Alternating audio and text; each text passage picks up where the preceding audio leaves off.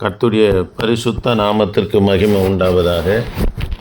இந்த கால ஆராதனைக்கு வந்திருக்கிற உங்கள் யாவரையும் கர்த்தராகிய இயேசுவின் நாமத்தினால் வாழ்த்துகிறேன். ஆண்டவர் தாமே உங்களை வழிநடத்துவாராக. ஆமே. சரி, தேவ பிள்ளைகளே, இன்றைக்கு இஸ்ரவேல் குடும்பத்துக்கு கர்த்தர் என்னவா இருக்கிறார் என்று கர்த்தருடைய வார்த்தையை பார்க்க போகிறோம். அதற்கு முன்பதாக எகிப்தில் இருந்ததான 430 வருஷம் இருந்ததான இஸ்ரவேலை கர்த்தர் விடுதலையாக்கி ஏன் ஆண்டவர் 40 வருஷம் சுற்றி போக பண்ணினார் என்பது குறித்தும் ஒரு 3 காரணங்கள் இருக்கிறது. அதையும் பிற்பாடு மீட்கப்பட்ட இஸ்ரவேலாகிய நமக்கு கர்த்தர் என்னவா இருக்கிறார் என்று பார்க்க போகிறோம். முதலாவது தாயாக இருக்கிறார். ரெண்டாவது உடன்படிக்கையின் தேவனாக இருக்கிறார். மூன்றாவது மணவாளனாக இருக்கிறார். நம்முடைய ஆண்டவர் மணவாளனாக இருக்கிறபடினால மணவாட்டியாகிய சபை நாம் என்ன செய்ய வேண்டும் என்று கடைசியாக குறிப்பை பார்த்து நம்ம முடிக்க போகிறோம். ஆமென். அல்லேலூயா. சரி, கவனிக்கிறீங்களா? ஆதியாகமம் 15ஆம் அதிகாரத்தின்படி ஆபிரகாம் செய்த ஒரு தவறு நிமித்தமாக பலியில், அதாவது உற்சாகம் இருக்கணும், பலியில் விழிப்பு இருக்கணும். இவர் தூங்கினபடினால பலி ஆகாயத்து பறவைகள் அசூசிப்படுத்ததுனால ஒரு தீர்க்க தரிசனமாக தண்டனையாக ஆபிரகாம் சந்ததிக்கு அறிவிக்கப்படுது. என்னன்னா, உன் சந்ததியார் அந்நிய தேசத்தில் எகிப்தில் 430 வருஷம் சேவிப்பார்கள் என்று கர்த்தர் சொல்கிறார். அதன் பிரகாரமாகவே தேவ பிள்ளைகளை ஆதியாகம நாட்கள் முடிகிற வரைக்கும், கவனிங்க, ஆதியாகம நாட்கள் முடிகிற வரைக்கும் கடைசி 50ஆம் அதிகாரம் வரைக்கும் நீங்கள் வாசித்து பார்க்க 30 வருஷம் சுதந்திரமாக தான் இருக்கிறாங்க. யாத்திராகமம் 1ஆம் அதிகாரத்துலேருந்து 400 வருஷம் இஸ்ரவேல் ஜனங்க, அதாவது 30 வருஷம் சுதந்திரமாக இருந்த இவங்க யாத்திராகமம் துவங்கும் போது 400 வருஷம் இவங்க எப்படி இருக்கிறாங்க? அடிமைகளாக எகிப்தில் காணப்பட்டாங்க.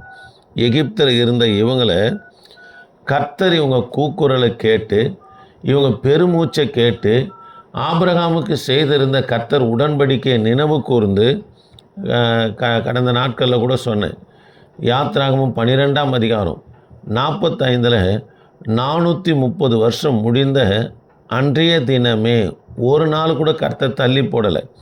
அன்றைக்கே ஆண்டவர் சொன்னது போல், ஆபிரகாமுக்கு சொன்னது போல், உன் சந்ததியாக 430 வருஷம் அந்நிய தேசத்தில் சேவிப்பார்கள், அந்நியர்களை சேவிப்பார்கள் என்று சொன்னது போல், சரியாய் 430 வருஷம் முடிந்த உடனே அன்றைய தினமே கர்த்தர் இவங்களை என்ன பண்ணால் வெளியே கொண்டு வந்தார்.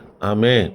எப்படி கொண்டு வந்தார்னா, 10 வாதைகளினால 10 வாதைகள் உண்டாக்கி, அது மாத்திரமல்ல, யாத்திராகமும் 12ஆம் அதிகாரம் 2-9 வரைக்கும் வாசித்து பார்ப்போம்னா கர்த்தர் எப்படி கொண்டு வரார் என்பதை குறித்து சொல்லப்பட்டு இருக்கிறது. பஸ்கா பண்டிகை அனுசரித்து இவங்களை நம்ம கொண்டு வருகிறார். ஆமே. கவனிக்கலாம்.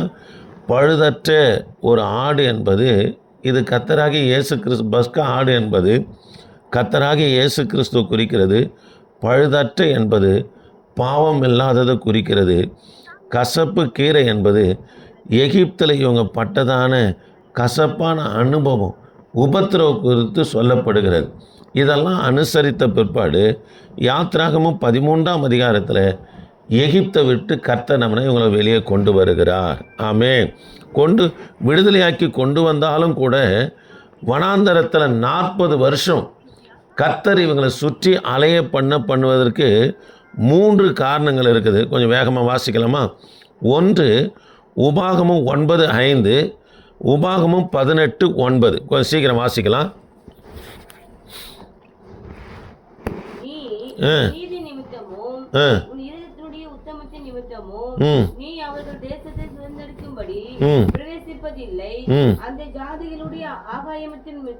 அக்கிரமத்தின் நிமித்தமும் ஆகாய நிமித்தமாகவும் ஆபிரகாம் ஈசாக்கு யாக்கோபு என்னும் உன் பிதாக்களுக்கு கர்த்தர் ஆணையிட்டு சொன்ன வார்த்தையை நிறைவேற்றும்படியாகவும் உன் தேவனாகிய சரி 18:9 வாசிங்க. உபாகமம் 18:9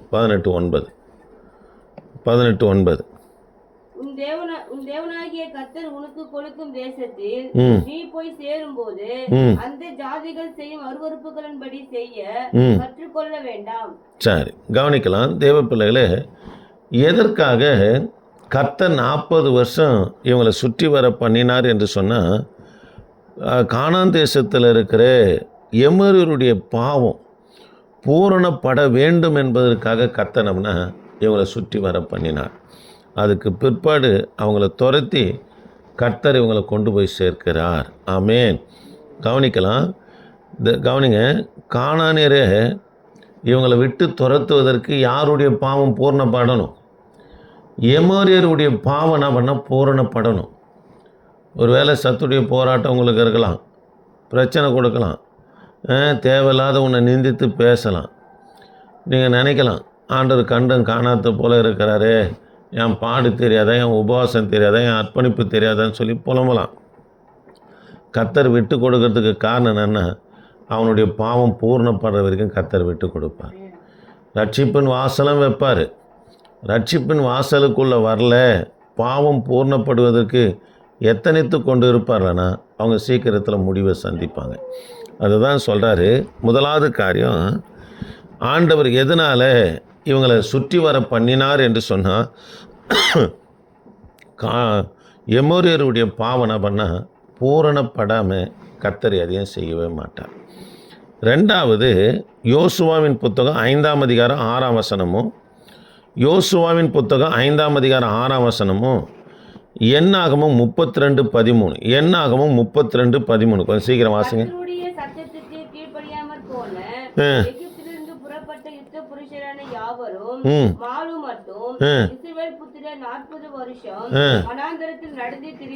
கவனிக்கலாம். கர்த்தருடைய சத்தத்துக்கு கீழ்ப்படியாத இருக்கிற புருஷர்கள், அதாவது இஸ்ரவேலர்கள், அவங்க மரிக்கிற வரைக்கும் வனாந்தரத்தில் 40 நாள் என்ன பண்ணுறாராம், 40 வருஷம் அலைந்து திரிய பண்ணினார் என்று சொல்லி பார்க்குறோம். தேவ பிள்ளைகளே, ஆண்டவருக்கு என்ன பண்ண கீழ்ப்படினோம். எகிப்தை விட்டு புறப்பட்டதில் வெறும் 2 பேர் மாத்திரம்தான் கானானுக்குள்ளே பிரவேசித்தாங்க. ஒன்று கவனிக்க, யோசுவா, இன்னொன்று காலேப்பு. மோசே கூட பிரவேசிக்கலை.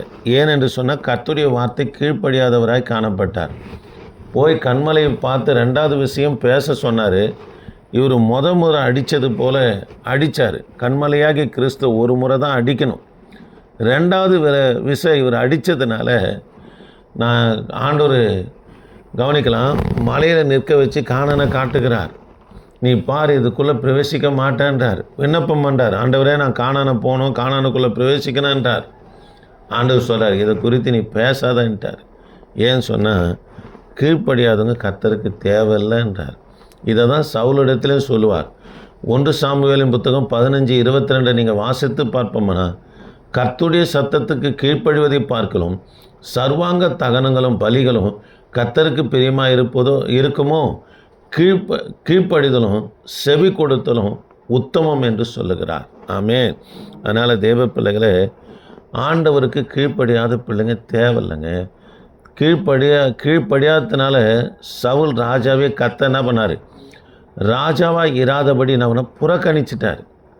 அதனால் ஆண்டோடைய பிள்ளைங்க ஆண்டவருக்கு என்ன பண்ண கீழ்ப்படினோம். 2, கீழ்ப்படியாத தலைவனே யார், மோசேவை உள்ளே பிரவேசிக்கலை. அதுக்கு பிற்பாடு பார்த்திங்கன்னா, இந்த வனாந்தரத்தில் பிறந்ததான புதிய சந்ததியார் தான் காலேப்பு யோசுவோடு கூட எங்கே போகிறாங்க, கானானுக்குள்ளே போகிறாங்க. அது மாத்திரம் இல்லை, கவனிக்கலாம், அந்த புதிய சந்ததியாருக்காக கொடுக்கப்பட்ட புத்தகம்தான் உபாகமம். அல்லேலூயா. நம்ம வேதாகமத்தில் உபாகமும் சொல்கிறோம். இதே மற்ற வேதாகமம்னா இந்த ஆர்சி வேதாகமத்தெல்லாம் பார்த்தீங்கன்னா இணை சட்டம் என்று சொல்லப்பட்டிருக்குது.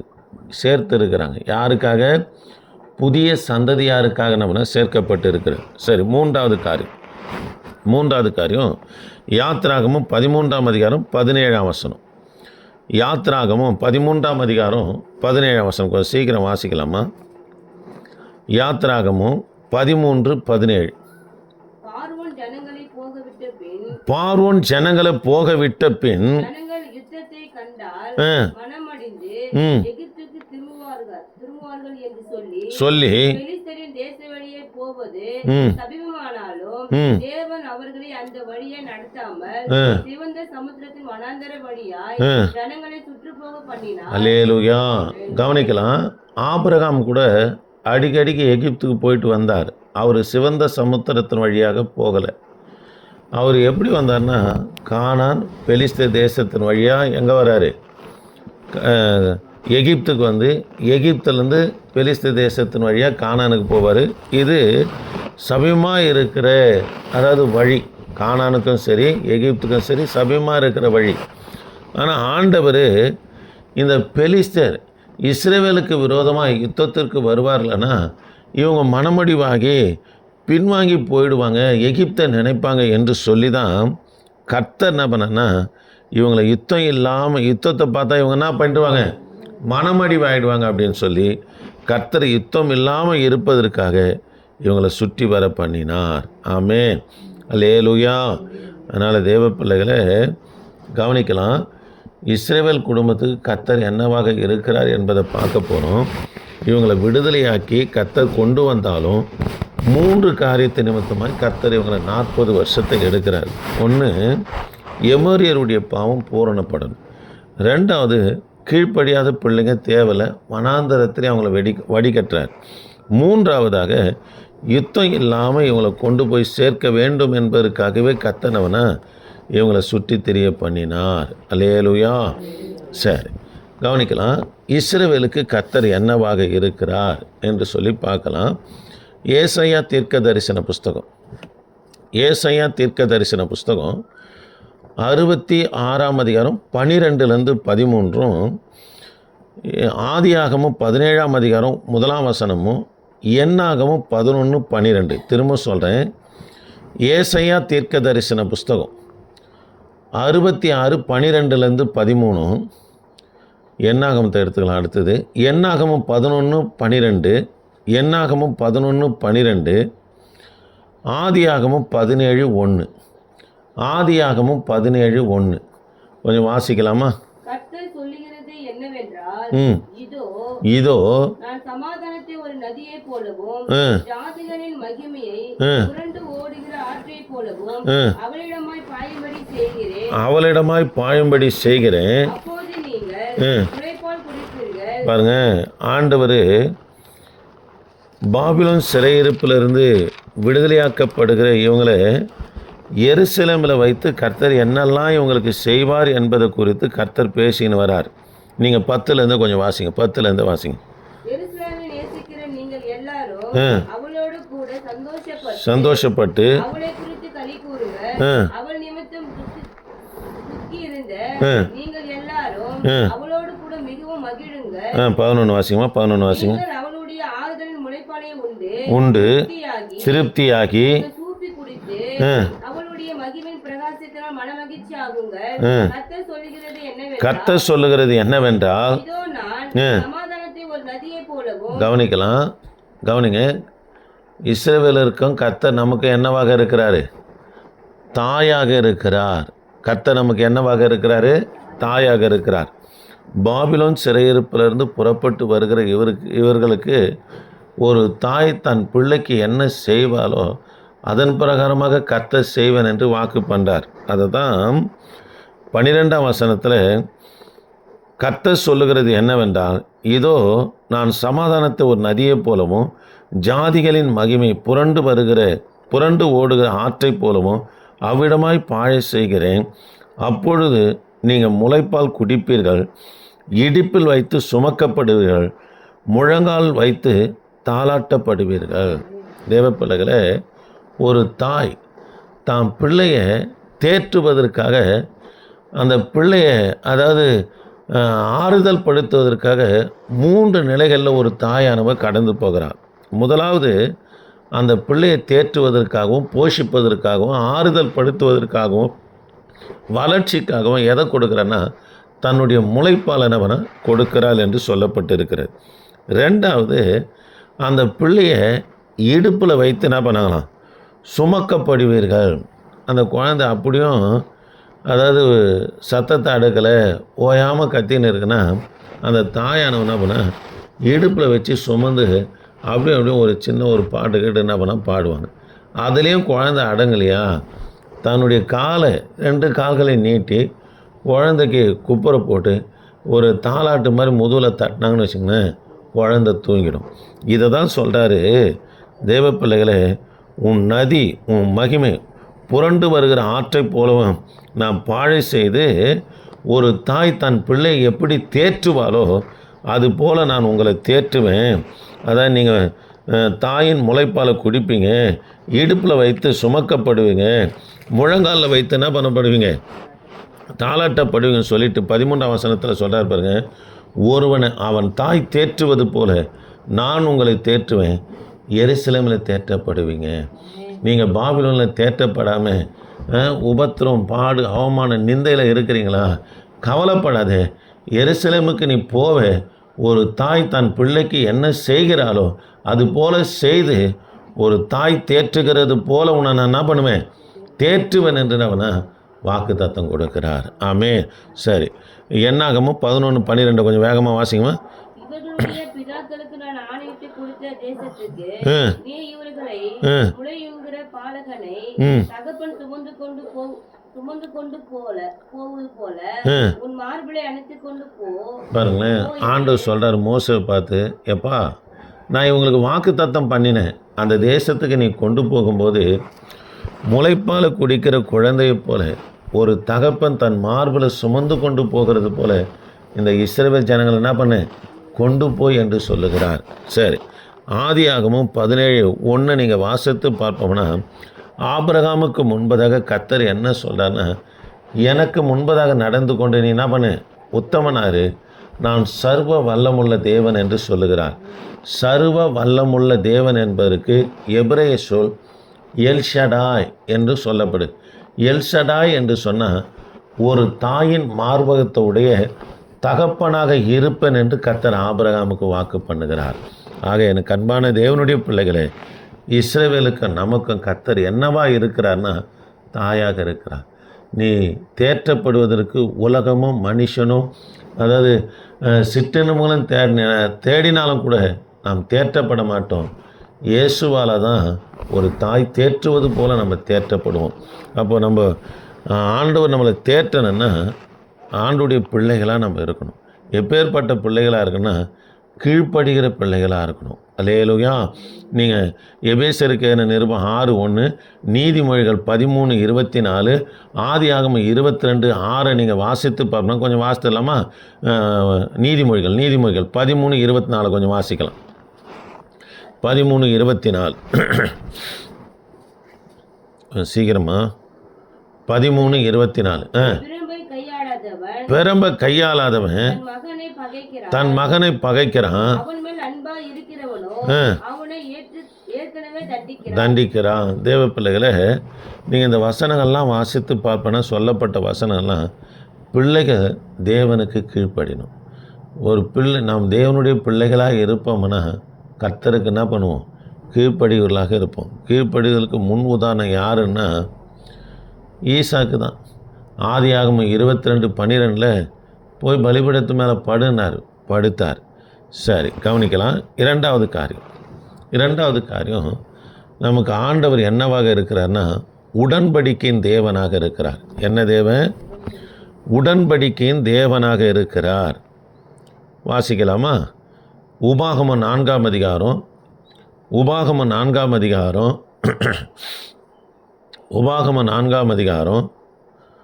23 24 வரைக்கும் வாசிக்கலாம். இரண்டாவது, இஸ்ரவேலுக்கு கர்த்தர் நமக்கு என்னவாக இருக்கிறார்னா உடன்படிக்கையின் தேவனாக இருக்கிறார். நம்ம உடன்படிக்கை பண்ணி தான் கர்த்தரை ஆராதனை செய்கிறோம். பாவத்தில் இருந்தோம், வியாதியில் இருந்தோம், கர்த்தர் இறக்கப்பட்டு சபைக்கு கொண்டு வந்தார். ஞானஸ்தானத்தின் வாயிலாக நம்ம கர்த்தரிடத்தில் உடன்படிக்கை பண்ணியிருக்கிறோம். திருமண நாட்களில் எப்படி கணவன் மனைவி உடன்படிக்கை பண்ணி, அதாவது மணமகளாக மணமகனாக, அதாவது விவாக புருஷனாக விவாக மனைவியாக எப்படி நியமிக்கப்படுகிறார்களோ அதே போல் நாமளும் கூட தண்ணீரின் வாயிலாக ஞானஸ்தானத்தின் வாயிலாக தேவனிடத்தில் நம்ம என்ன பண்ணியிருக்கிறோம்? உடன்படிக்கை பண்ணியிருக்கிறோம். நம்ம யார்? நம்முடைய தேவன் யாருன்னா உடன்படிக்கையின் தேவனாக இருக்கிறார். வாசிக்கலாமா? நீங்கள் உங்கள் தேவனாகிய கர்த்தர் உங்களோடு பண்ணின உடன்படிக்கையை மறந்து உங்கள் தேவனாகிய கர்த்தர் வேண்டாம் என்று விலக்கின எவ்வித சாயலான விக்கிரகத்தையும் உங்களுக்கு உண்டாகாதபடிக்கு எச்சரிக்கையா இருங்க. உன் தேவனாகிய கர்த்தர் பட்சிக்கிற அக்கினி, அவர் எரிச்சலுள்ள தேவன். சரி, கவனிக்கலாம். தேவ பிள்ளைகளை கவனிக்கலாம். கர்த்தருடைய வார்த்தையை கவனிக்கலாம். நம்முடைய ஆண்டவர் யாருன்னா உடன்படிக்கையின் தேவன் இருக்குது. ஒப்பந்தத்தை மாற்றலாம், உடன்படிக்கையை மாற்றவே முடியாது. தெய்வ பிள்ளைகளை, ஆண்டவர் விலக்கியிருந்த விக்கிரகத்தை வணங்கக்கூடாது என்று சொல்லி கர்த்தர் உடன்படிக்கை பண்ணியிருப்பார். ஆனால் இந்த ஜனம் என்ன பண்ணுவாங்கன்னா 4ஆம் அதிகாரம் 15 19 வரைக்கும் வாசித்து பார்ப்போம்னா உடன்படிக்கையை மீறி இவங்க விக்கிரக ஆராதனை செய்கிற பிள்ளைகளாக இருப்பாங்க. நான் மீறாங்க, உடன்படிக்கை கீழ்ப்படிய வேண்டும், இவங்க கீழ்ப்படியாமல் விக்கிரக ஆராதனை செய்கிறாங்க. ரெண்டாவது உடன்படிக்கை என்னன்னா இவங்க ஓய்வு நாளில் என்ன பண்ணால் அனுசரிக்க வேண்டும் என்று கர்த்தர் சொல்கிறார். இவங்க இந்த 2 காரியத்தை நம்ம மீறினாங்க. ஒன்று, விக்கிரக ஆராதனையே செய்யக்கூடாதுன்னு சொல்லி உடன்படிக்கை பண்ணுறார், ஆனால் விக்கிரக ஆராதனை செய்தாங்க. ஓய்வு நாள் சனிக்கிழமை ஆராதனை நாட்களை அசட்டை பண்ணக்கூடாதுன்னார். இப்போ நம்ம எந்த நாளில் ஆராதனை செய்கிறோம்? இயேசு கிறிஸ்து உயிர்த்தெழுந்து வாரத்தின் முதலாம் நாளில் கர்த்தருடைய பிள்ளைங்க ஆராதனை செய்கிறோம். இது அப்போஸ்தலர் நடபடி புஸ்தகம் 15ஆம் அதிகாரத்தில் தீர்மானிக்கப்படுகிறது. அந்த மீட்டிங்கில் பரிசுத்த ஆவியானவர் இருந்து எப்போ ஆராதனை செய்யணும்னு தீர்மானிக்கப்படுது? ஞாயிற்றுக்கிழமை வாரத்தின் முதலாவது நாளில் ஆராதனை செய்யணும்னு தீர்மானிக்கப்படுது. அப்போ ஞாயிற்றுக்கிழமை நம்ம ஆராதனைக்கு வரலைன்னா கூட உடன்படிக்கை என்ன பண்ணுறோம்? மீறுகிற பிள்ளைகளாக இருக்கிறோம். நம்முடைய ஆண்டவர் உடன்படிக்கையின் தேவங்க. அல்லேலூயா பண்ணுறோம். அதனால் விக்கிரக ஆராதனை தடை செய்யப்பட்டிருக்கு. தேவனுக்கு மேலாக எதை கொண்டு வந்தாலும் அது என்னவாக இருக்குது? விக்கிரக ஆராதனையாக இருக்கிறது. ஆமென். சரி, கவனிக்கலாம். 2வது காரியம் நீங்கள் அதிலே வாசித்து பார்ப்போம்னா 1 பேதுரு 3ஆம் அதிகாரம் 21ஆம் வசனத்தில் சிவந்த சமுத்திரத்தை கடக்கும்போது சிவந்த சமுத்திரத்தின் வாயிலாக மோசே மூலிமா இவங்க என்ன பண்ணலாம்? ஞானஸ்தானம் பண்ணப்பட்டார்கள் என்று சொல்லப்பட்டிருக்கு. சரி, இருக்கட்டும். 3வது காரியம் வந்துருங்க. 3வது காரியம், இஸ்ரவேலுக்கு தேவன் எப்படி இருக்கிறார்னா மணவாளனாக இருக்கிறார். என்னவாக இருக்கிறாரு? மணவாளனாக இருக்கிறார். ஓசியா தீர்க்க தரிசன புஸ்தகம் 12ஆம் அதிகாரம் 19ஆம் வசனத்தை வாசிக்கலாம். 12ஆம் அதிகாரம் 19ஆம் வசனத்தை கொஞ்சம் வாசிக்கலாமா? 12:19 ஓசியா தீர்க்க தரிசன புஸ்தகம். இல்லையா? 9 வாசிங்க. அப்போ எகிப்து தேசத்திலிருந்து அழைத்து வந்தது முதற்கொண்டு உன் தேவனாகிய கர்த்தராய் இருக்கிற நான் பண்டிகை நாட்டில் செய்யப்படுகிறது போல் திரும்பவும் உன்னை கூடாரங்களை தாபரிக்க பண்ணுவேன். சரி, ஏசாயா 62:5-4 வாசிமா. 62:4 வாசிங்க. 62:4 வாசிங்க.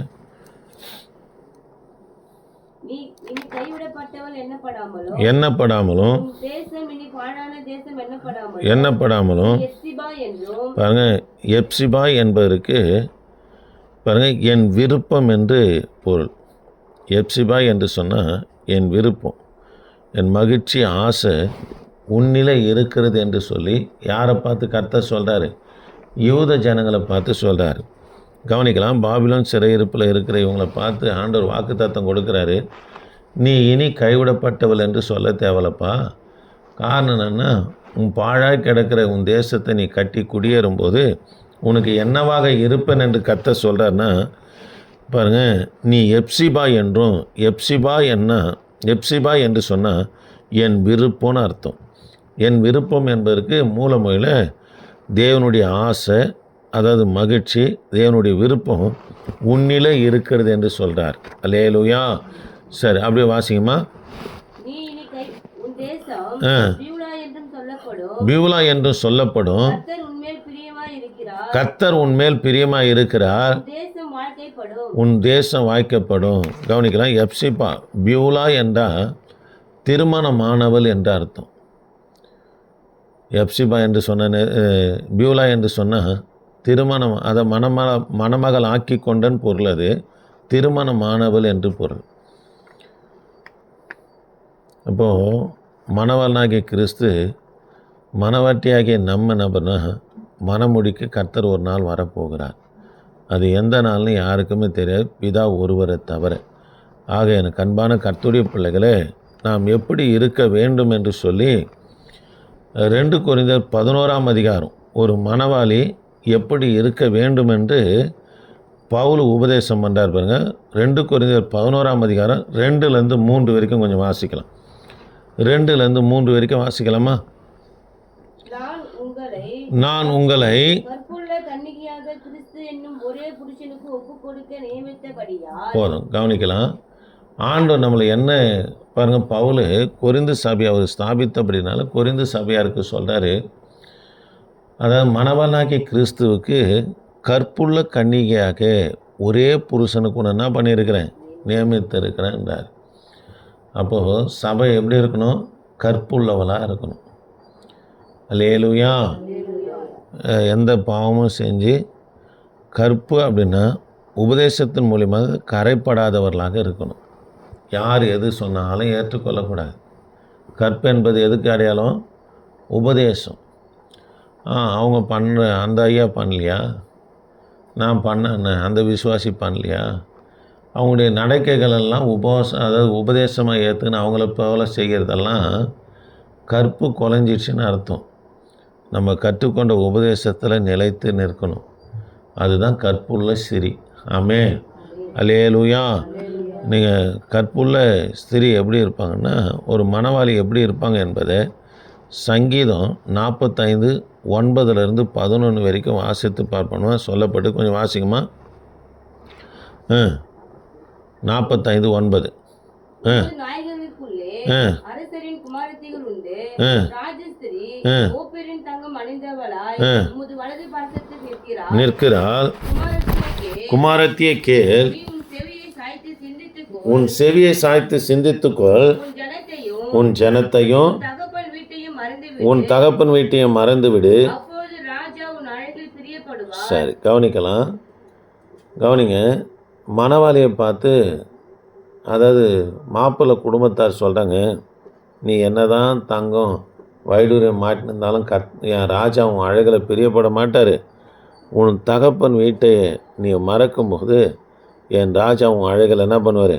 பிரியப்படுவார் என்றார்.